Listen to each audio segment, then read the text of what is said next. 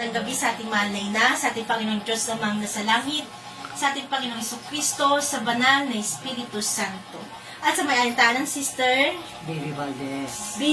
Baby Valdez, maghihiyaya mapagpalang gabi po. Palapakan natin si Lord. Salamat sa pagtanggap sa ating mahal na ina. At sa araw na ito, ngayon kapistahan ng pag-akyat ng mahal na ina sa langit. Amen? Siya ay iniakyat sa langit.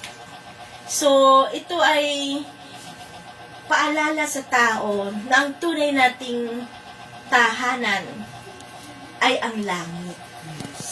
Tayong lahat sa mundong ito ay pansamantala lang. Kumbaga, turista. Kaya nga, sa ating mga pagbasa, kung ating, kung ating pagninilayan ang sinabi ng Diyos na sinabi ni sino nagsabi? Si San Elizabeth na mapalad ka, Maria, sapagkat ang sinabi niya, basahin ko lang po. Basahin ko po. So, pinakamahalaga pala sa tao, yung meron tayong pananalig sa Diyos para tayo maging mapalad tulad ng mahal na ina. Sapagkat hindi kasi Ito lang. ako nga nabigat ng gamit ko. Pero ito malapit na, hindi na ng Bible. So dito, mahalaga po sa atin yung Bible. Kaya sa buhay natin, sana kung nakabili tayo ng load and everything, huwag natin kalilimutan na magkaroon tayo ng Bible. At every time na may gawain tayo, napakalaga po na magdala ng Bible. Kasi ang salita ng Diyos ay nagpapagaling, nagbibigay buhay. Lahat na dadala natin, wallet and everything. Pero pagdating sa pinakamalagang sandata, laban sa masama, laban sa kapamakan, hindi natin madala. Kaya ang tao, madaling masaktan ng dyablo. Anong laban mo sa masama? Anong laban mo sa aksidente, sa kapamakan? Wala kang laban. Pero kung ikaw ay magkakaroon ng sandata na mula sa Diyos, divine shield, protection na mula sa Diyos, meron kang panlaban, laban sa masama, sa kapamakan, sa aksidente. At yun ang kapangyarihan ng Diyos. To the power, to the help of the Holy Spirit. Kaya nga tayo nagpapanik ng Mama Mary. Bakit? Para ipakilala sa tao na mas mahalaga ang Diyos sa lahat. Mas mahalaga na ang tao ay may pananalig sa Diyos. Kasi kapag ang tao walang faith kay Lord, ang buhay ng tao patay, walang sigla, walang buhay. At kung ating paginilayan ang sinabi ng Diyos sa pamagitan ni Santa Elizabeth, na ang sinabi niya, mapalad ka, Maria, sapagkat na dinadala mo sa iyong sinasupupunan. Amen? Mapalad ka sapagkat nanalig kang matutupad ang pinasasabi sa iyo ng Panginoon. So, ibig sabihin, yung lahat na naniniwala sa salita ng Diyos, sa sinasabi ng Diyos, ay mapalad. At yung hindi mapalad, yung kawawa, ay yung hindi naniniwala sa sinabi ng Diyos. At maraming tao, doctorate, masteral, mga nakapag-aral, mga tatalino, alam paano yumaman, alam paano maging sikat, pero hindi nila pinaniwalaan yung salita ng Diyos, na pinakamataas na karunungan ay ang salita ng Diyos. Na pinakamahalaga pala ay magkaroon tayo ng ugnayan relasyon sa Diyos. Ang sinabi ni Lord, ibigin mo ang Diyos na higit sa lahat. At ay 3 utos, ipangiling mo ang araw ng yung linggo. Sino naniniwala dyan? Kapag naniwala ka, mapalad ka. Na napakalaga pala, mahalin mo ang Diyos ng higit sa pera, ng higit sa sarili, ng higit sa kaninuman, ng higit sa anumang bagay. Kasi bakit? Dahil ang Diyos magliligtas sa iyo sa kapahamakan, sa kamatayan. Pag ikaw nanganib, ililigtas ka ng Diyos kahit nasa panganib ka. Last 2 minutes, protection ng Kanya, sasagipin Kanya. Hindi Kanya pabayaan maaksidente o anuman. That is the power of God. na kadalasan tinitake it for granted ng mga tao dahil wala silang oras panahon sa Diyos. Kaya nga, mapalad ang mga naniniwala sa sinasabi ng Diyos. At isa tayo doon. Kaya tayo nagpapanik ng mga Mary, hindi dahil kay sister, hindi kahit kanino, kundi dahil kay Lord. Yes. Dahil nananalig ka na ang sinabi niya, na sinabi ni Lord, umahayo ka, pangaral mo ang mabuting balita ng Diyos. Bakit? Dahil sino mang makinig, sumampalataya, maliligtas. At ang hindi sumampalataya ay parurusahan. At ang sino mo sumampalataya, magkakaroon ng tanda. Sino mo mapatungan ng kamay sa pangalan ni Jesus ay kagaling. Kaya nga tayo nagpe-pray over. Hindi dahil ikaw napapagay, kundi sa pangalan ng Panginoon Jesus ay gagaling. At nawa paniwalaan natin ito. Napakalagang pray over. Iba para inosenteng ewan. Ayaw mo po pray over. Eh, nasa Bible po yun. Pinapatungan ng Panginoon Jesus ng kamay ang lahat ng mga may sakit. At ganun din, si Elias, si Moises, binabasbasan nila ang hahalili sa kanila. In what way? Papatong nila yung kamay nila sa ulo ng nangahalili sa kanilang propeta. That is a blessing. Kaya nga, di ba, napakalaga po nun. At makaapak ka man ng ahas o alakdan, hindi ka mamamatay. Makinom ka man ng lason, hindi ka mapapahamak. Dahil sumampalataya ka sa mabuting balita ng Diyos. Kaya mapalad ka. At makapagpapalayas ka ng masamang espiritu sa pangalan ni Jesus. So, ibig sabihin mo hindi masasama sa ating buhay, ugali, ano man yan, napapalayas natin. Every time na tayo nakikinig, nananalig, sumusunod sa Diyos, nagugulat ka. Kung dati ayaw mo magpatawad, ngayon nagpapatawad ka na. Kung dati ikaw ay ma-pride, ngayon humble ka na. Kung dati ikaw ay suplada, ngayon hindi na. Hindi dahil sa gusto mo, kundi dahil sa kapangyarihan ng banal na Espiritu Santo. Kaya nga dito sa atin, di ba, sinabi ni Lord, sa ano bang ano mo? 1980, 88. Sabi nga niya, sa atin, ang puso ko'y nagpupuri sa Panginoon at nagagalak ang aking espiritu. Kasi bakit? Dahil sa Diyos na aking tagapagligtas. Kaya nga, iba, sabi niya, ayoko na, gusto ko nang pumana. Yung iba, may nakusap kanina sa taxi. Anak niya na aksidente, na sumeplang, namatay, pupunta sana sa Qatar. Sa Qatar ng August 20. Sumeplang, namatay.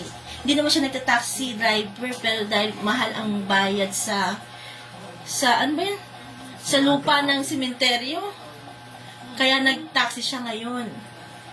Na inaasahan niya sana para sa kanyang katandaan na sa mga gamot niya. Biglang namatay sa aksidente lang, na-set lang. Kaya ako naman, kumbaga naawa rin ako, sabi ko kuya, sabi niya, kaya minsan sabi niya, pinapasa Diyos ko na lang kasi gusto na rin niya na, kasi sa sakit niya, diabetes, high blood, everything. Sabi ko, huwag kang malungkot. Pag panikan kita namang Mary dyan sa uyo siya, baliches, para sumigla ka. Para makita mo magandang buhay kahit mahirap. Kaya nga yun, buti meron akong konting yung inabutan ko naman siya. Sa ating buhay, ang nagpapasigla sa atin, hindi yung kung anong meron kayo, kundi ang Diyos. Kaya nga, we are blessed na sa kabila ng kawalan, kasakitan man o ano man yan, hindi mo nararamdaman yung lungkot. Kasi mas nakikita mo yung pag-ibig ng Diyos, yung kabutihan ng Diyos, na hindi nakikita ng maraming tao. Kaya yung iba gusto na mamatay, everything, hindi, mali po yun. Always have a grateful heart. Kasi our life, yung buhay natin, that is a gift from God. That we have to be precious. We are very precious to God. Mahalaga ka sa Diyos. Napakalaga natin kay Lord. Ikaw, ako, tayo. Kasi bakit? Dahil buhay niya ang kanyang inialay para lang maligtas tayo hanggang sa kamatayan sa krus. May nag-alay ng buhay para sa iyo. Tapos ikaw, Ayaw mo nang mabuhay? Isamantalang si Jesus nga ang Panginoong Kristo, hanggang sa kamatayan sa krus, hindi siya nanginayang ibigay ang kanyang buhay para sa ating lahat.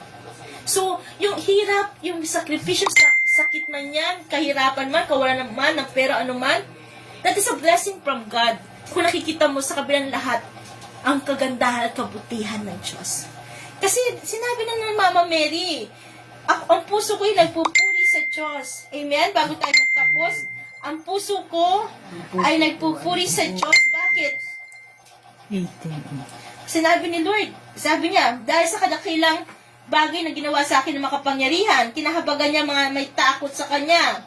At hindi lang yun, tinaas niya ang mga nasa abang kalagayan. Nasa abang kalagayan ka, itataas ka ng Diyos. Ako nga, ang dami kong, ang laban ko, hindi lang direkto, ano man yan, pero tinataas ako ng Diyos sa abang kalagayan. Walang-wala ka, pero lumalaban ka.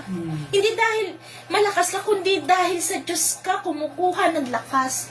Alam mo, ipagtatanggol ka. Kaya huwag kayo susuko. Mahirap man, pagod ako, pagod na pagod. Alas 4 pa ako natulog kanina. Inaayos yung mga papel, everything. Kung ano man, gusto diretso na ako sa, pero hindi. Para sa Diyos, para sa atin. Kasi ang lakas na nakukuha natin dito, hindi basta lakas. May laban ka sa buhay. Kasi binibigyan ka ng Diyos ng kapayapaan, sigla, galak, na tanging sa Diyos mo lang matatagpuan. Yung tunay na kapayapaan na yan. Kaya kahit anong pagod mo, hindi tayo, walang hahadlang para tayo ay humayo, mangaral, ano man yung kabisihan na yan. Amen? Amen. Kaya nga sa ating lahat, sinabi ni Lord, sabi niya sa atin, paano kung dadali mo yung Bible? Sinabi niya na ang puso ko'y nagpupuri sa Diyos. Di ba si Mama Mary walang-wala, pero nagpupuri ang puso niya sa Diyos. Kaya huwag tayong maging reklamador. Maraming reklamador. Samantala si Mama Mary, mga anak na siya, wala pa siyang matutuluyan. Pero nagpupuri siya sa Diyos. At hindi lang yun. Binusog niya ng mabubuting bagay ang mga nagugutom. Gutom na gutom ang tao. Hindi dahil sa pagkain, dahil sa pag-ibig at kalinga na tanging sa Diyos mo lang matatagpuan. Maraming mayayaman, gutom na gutom. Pero mayaman naman. Dahil, wala silang kabusugan. Gusto nila marami pa rin ipon, marami pa rin pera, kahit milyonary na. Pero yung taong mayroong nananalig sa Diyos, sumusunod, busog na busog siya. Kahit wala siyang pera. Dahil yun ay grasya ng Diyos. You feel so contented. Masaya ka. At kontento ka na kahit wala. Yan ang himala ng Diyos. Na para kang sanggol na panatag at puno ng kapayapaan na sa Diyos mo lang matatagpuan. Kaya nga tinaas niya ang nasa abang kalagayan at pinalayas niya ng wala ni anuman ang mayayaman. Amen? Kaya sa ating lahat, nawa lahat tayo ang puso natin nagpupuri sa Diyos tulad ng mahal na ina. Dahil niligtas niya tayo, dahil tayo ay kanyang niligtas, at ang ating espiritu ay nagagalak dahil sa Diyos. Para maggalak tayo, mapuno ng sigla at galak, sa Diyos tayo manalig, sa Diyos ka maniwala, sa Diyos ka sumunod, sa Diyos ka makinig. At walang problema na magpapabaksak sa iyo. Walang sakit na makapagpapahina sa atin. Amen? Kaya sa lahat, nilibutan namin every Sunday na makasama po kayo, Sunday Fellowship, 11:30 hanggang 2:30 ng hapon sa linggo. Napakaganda po. Kasi lahat ng, yun ay utos ni Lord. Ipangilin mo araw pamamay nga, ang pangako ng Diyos, kung susundin niyo yan, tutuparin. Pagpapalain ko kayo, ulad ang inyong buhay, at mamuhay kayo ng parati. Kaya kung may kailangan tayo, manalig ka. Mangako ka kay Lord. Kahit atong linggo sunod-sunod, magugulat ka. Ang himala ng Diyos ay ating makakamtan. Amen? Amen. Tatay na tayong lahat. Awitin natin ang Come, Holy Spirit. Come, Holy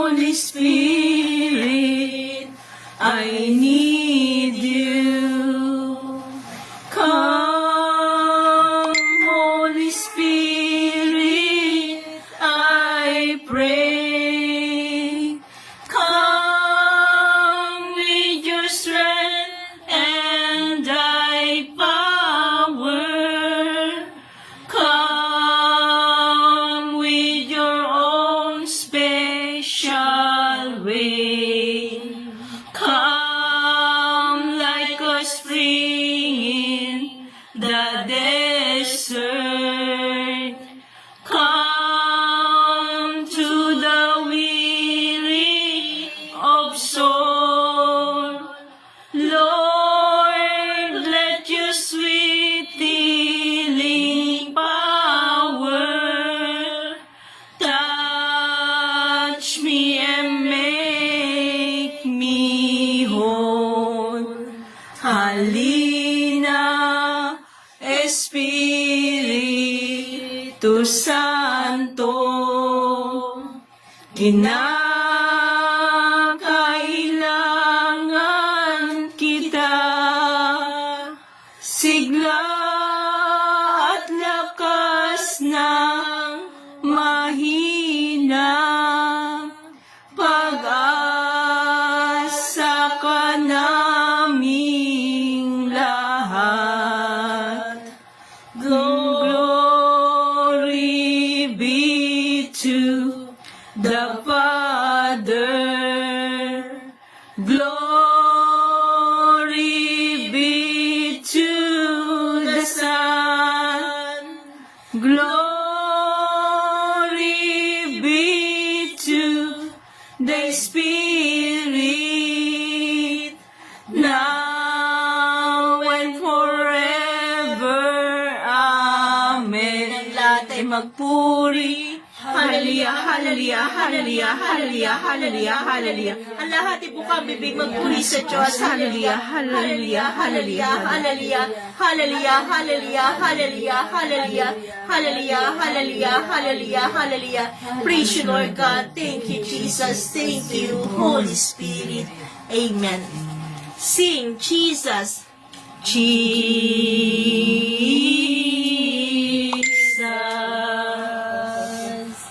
Jesus.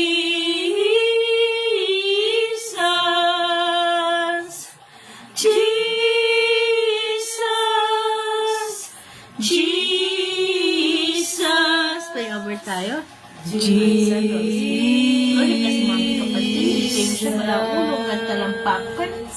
Ibuhos mo sa kanyang banal na Espiritu Santo. In the mighty name of Jesus Christ of Nazareth, be